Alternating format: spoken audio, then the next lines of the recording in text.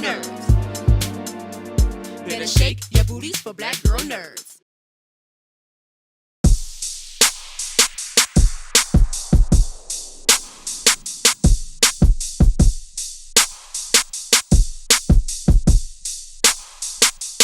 I think this is the first movie where I felt so much emotion watching some of the sequences and everything. I was wondering if you could talk about how you made this movie more than just an action film. How did you go about putting so much into it, so much energy into it?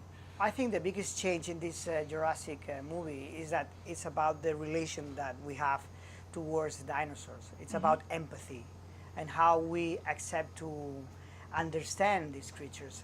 And in that case, it had to be very emotional. Especially you have this relationship in the center between Owen and Blue that makes the subject matter of the movie even more meaningful. Yes, and definitely. And you create.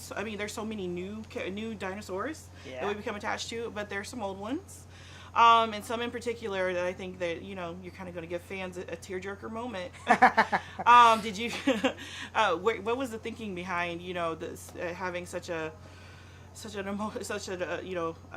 tearful end to one of our favorite dinosaurs? Yeah, well, I think it's the movie tries to be kind of like this roller coaster. You have a massive adventure in the island with an eruption of the volcano, and you're telling the end of Isla Nublar, and we've been in Isla Nublar for 4 movies. It's a very emotional place for us because we grow up watching the Jurassic movies, and suddenly it's the end of a dream. We're closing a circle that started 25 years ago, and it's kind of like the ending of that dream. It had to be emotional. It had to be very, like a moment that creates an impact in the audience. Yeah, and in other words, somebody had to die. Right. Also another of the big creatures that was there. The opening scenes, the big. The T-Rex. Yes. I'm talking about the underwater big. The Mosasaurus. Yes. Are we going to see what happens in the next movie? Sure. I think it's very interesting that this is the second chapter of the trilogy. So you are somehow picking up the repercussions of the first movie, and you're planting the seed for the third one. And in this movie, there are things that are open in that sense to the next episode. Yeah, you left a lot of unfinished sentences. We'll say that. So, and then there seems to be a lot of paths that are going to be crossing, and with you've got some cloning, you've got a lot of human animal crisscrossing, and the suburbs. So, are we going to have a little Godzilla action?